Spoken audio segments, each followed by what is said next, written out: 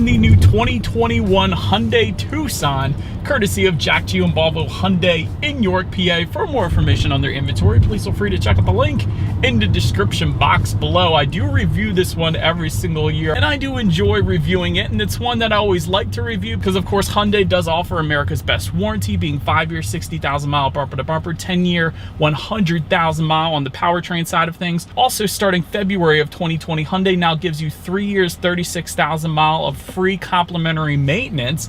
That's a pretty good deal as well. And I saw that Jack Giambalvo got the top trim level in, so I wanted to check it out today. So what do you guys say? Let's just go ahead and jump right into it. And as always, let's start with pricing. And so as you can imagine, there are several different trim levels for the 2021 Tucson. First one being the SE, starting at $23,700, which, by the way, is a modest $150 increase over the 2020 model year. Value trim level starting at $25,100. There is the SEL for $27,240, Sport for $28,200, Limited for $30,540, and lastly the Ultimate starting at $33,190. And so, in case you were curious, that was all pricing for the front wheel drive configuration. If you wanted to add all-wheel drive to any of those trims, simply add $1,400 to any of those prices. And so, as you can imagine, with all of those trim levels, there are also a couple different engine configurations available for this one. First one being a 2-liter naturally aspirated inline 4-cylinder belonging to the SE and value trim levels. This one puts out 161 horsepower at 6,200 RPM, 150 pound-feet of torque available at 4,700 RPM, power sent to front wheels or all wheels through a 6-speed automatic, giving you MPG numbers coming in at approximately 23 in the city, 28 highway for the front wheel drive, 22 city, 25 on the highway for the all-wheel drive configuration. But either way, taking regular unleaded fuel, saving a little bit of money there. That's always nice. But so then the other engine configuration belonging to the SEL Limited and Ultimate trims being the 2.4 liter naturally aspirated inline 4-cylinder. This one puts out 181 horsepower at 6,000 RPM, 175 pound-feet of torque available at 4,000 RPM. Once again, sent to front wheels or all wheels through a 6-speed automatic. 0 to 60 time on this one comes in at approximately 8.8 seconds.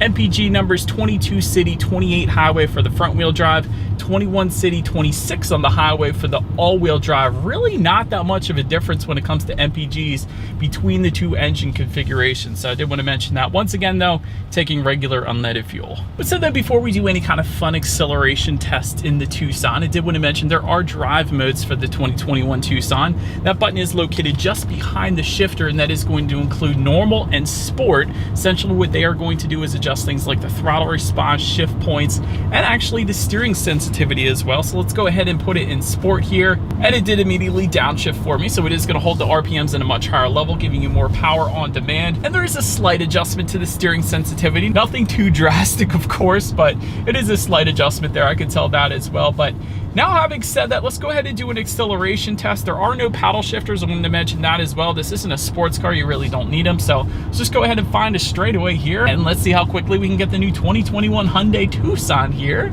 up to speed. There we go.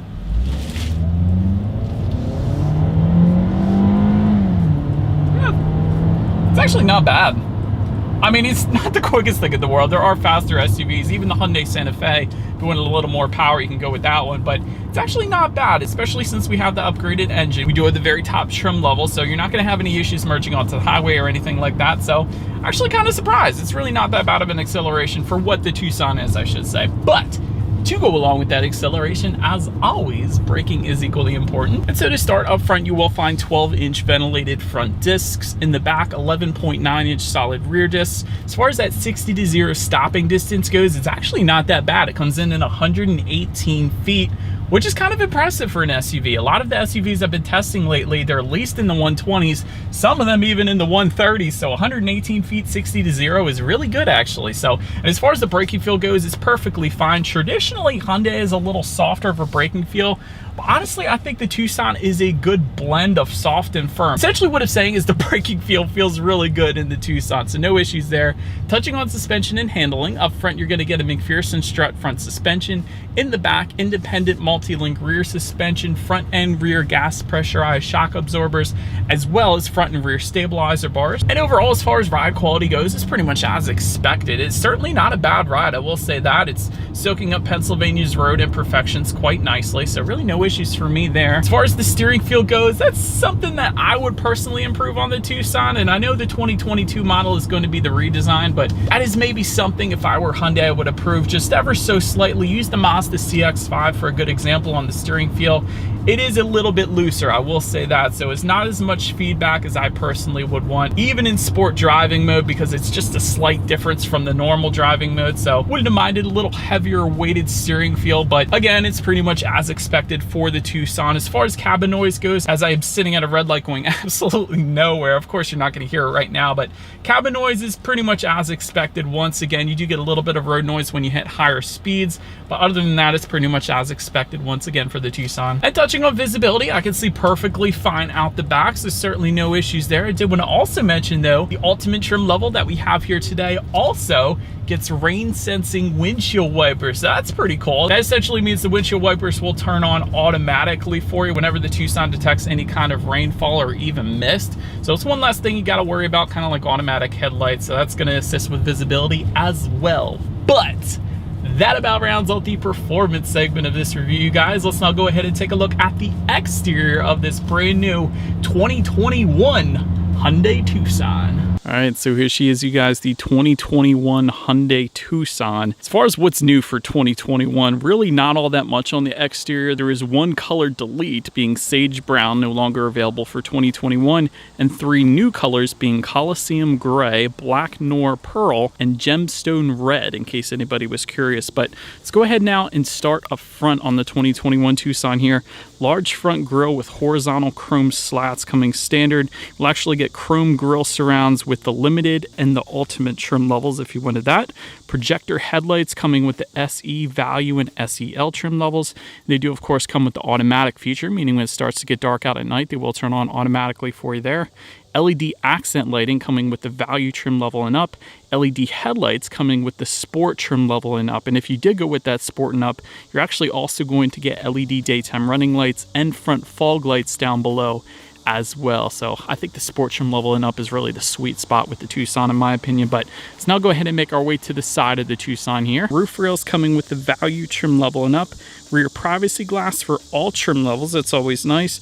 Black window surrounds on all trim levels but the limited and the ultimate, because of course you were looking at chrome window surrounds right now, and those chrome window surrounds will tie together with the chrome door handles again for the limited and ultimate trims as well. Then take a look at the side mirrors. They are power adjustable body colored side mirrors for all trim levels, heated side mirrors for the value trim level and up, and you will get integrated turn signals if you were to go with the limited or ultimate trim levels then. So then taking a look down at the wheel setup of the Tucson, 17-inch alloys coming with the SE and the value trim level, 18-inch alloys coming with the SEL limited and ultimate, therefore what you are looking at right now. And then the sport trim level actually ups that 1 inch yet again to 19-inch alloy wheels. So we'll say that with the sport trim level having larger wheels, you can expect a little bit firmer of a ride there, in case anybody was wondering. But now let's go ahead and make our way to the back of the Tucson here. And so up top you will find a shark fin antenna. That is the first thing I always like to mention. Just below that, rear spoiler with an integrated brake light. Just below that, rear window wiper. LED taillights coming with the sport trim level and up once again, and that is what you are looking at right now. And I like the taillight design to the Tucson, it looks pretty good. Then if you guys can see the H-Track logo found in the bottom right hand corner of that rear tailgate, for anybody who is not familiar with H-Track, that is Hyundai and Genesis's all-wheel drive system, because every manufacturer has to label their all-wheel drive system. Just like Audi names theirs Quattro, Mercedes names theirs 4MATIC, and so on. So Hyundai and Genesis is H-Track, in case you were curious. But then taking a look down below, single exhaust outlet with the SE and value trim levels, and you will get dual tips if you were to go with the SEL trim level and up. So therefore, do believe you guys know what we have to do next. As always, here is that exhaust clip.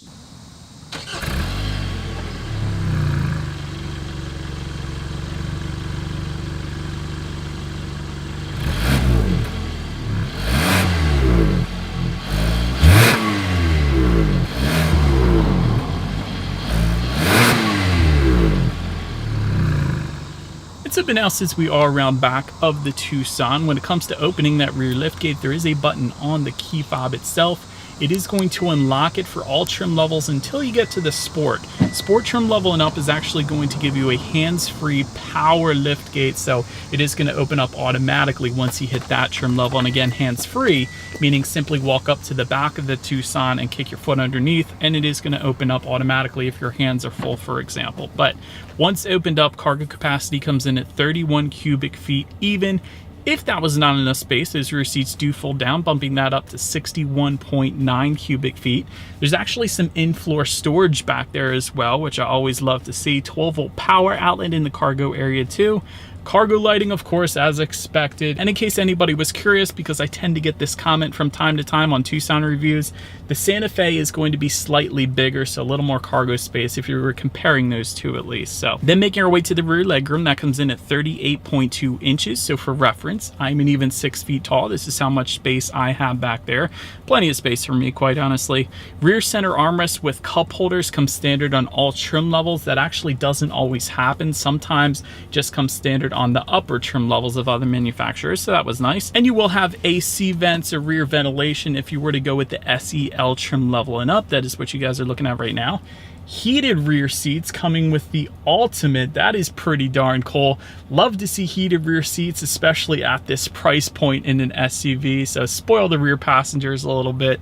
I love that. And in case anybody was curious where those heated rear seat buttons are, a lot of times they're right below the rear ventilation, but on the Tucson, they're actually found just in front of the power windows for those rear passengers. So a little bit different configuration there, so I wanted to mention that too. And just below that rear ventilation, you actually, it looks like a 12-volt power outlet, but it's actually a USB charging port for the rear passengers, which of course is better in my opinion, so love that. But anyways, let's go ahead now and make our way to the front seats.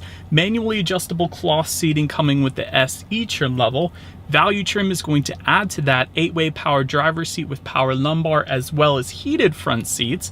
Limited trim then is going to add leather surfaces as well as an 8-way power adjustable passenger seat. And then the Ultimate that we have today does add ventilated front seats as well for hotter days in Pennsylvania, kind of like today. But taking a look at the steering wheel, it is tilt and telescoping. It is leather wrapped for the Sport trim level and up, and it is heated for the Limited and Ultimate trim levels. Love that because it does snow quite often here in PA, so having a heated steering wheel is definitely going to be a good thing then. But now let's go ahead and make our way to the startup. Let me start by showing you guys the key here. You do have your Hyundai logo on the one side. It is blocked by this little orange sticker, so I'm going to leave it there though. On the other side, lock, unlock, and that button to pop the rear hatch. And it is all keyless entry with a push button start if you were to go with the value trim level and up. That is how you're going to be able to get that. So simply just leave the key in your pocket, walk up to the Tucson. There is a push button start located just by the driver's right knee. So I'm just going to simply put my foot on the brake and press that engine start button there. And so, but then once started up, tachometer is on your left, speedometer is on your right. There is a small digital display front and center giving you all the information you basically would possibly need, including things like how many miles you have left until you hit empty. There's your outside temperature as well. You can also choose to display a digital speedometer up there if you wanted as well. Of course, you got your standard trip A, trip B, when you need your next oil change actually, and there's plenty of other information you could check out up there as well. Then make our way to overall interior quality. My favorite part about this particular Tucson, at least, panoramic sunroof coming only with the Ultimate trim level, of course, since we have it.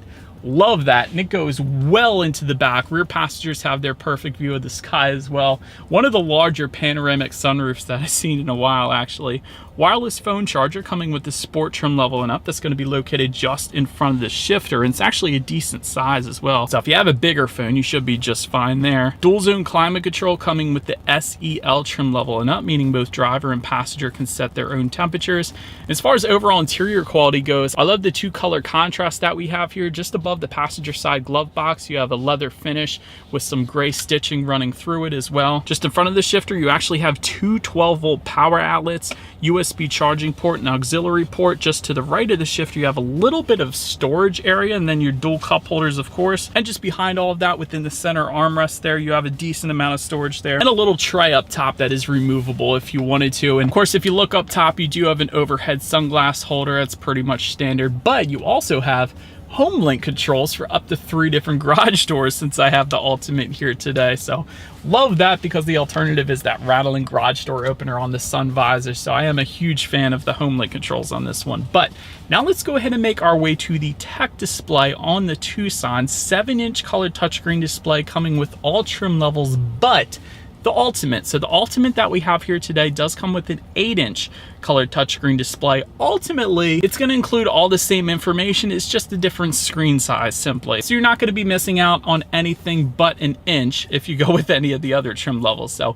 Bluetooth and audio streaming coming standard, Android Auto and Apple CarPlay coming standard. Ultimate trim level also gives you a factory navigation system, which in this day and age you really don't need because of Android Auto and Apple CarPlay anyways. That'll give you navigation up on that screen anyway. So also you can check out your climate control information up there, and of course your radio information. And by the way, when it comes to the sound system on the Tucson, 6 speakers coming with the SE and value trims, 8-speaker Infinity sound system coming with the sport trim level and up. So I do believe you guys know what we have to do next. Let's go ahead and turn on the radio, see what we got playing today, and let's test out the clarity of this Tucson.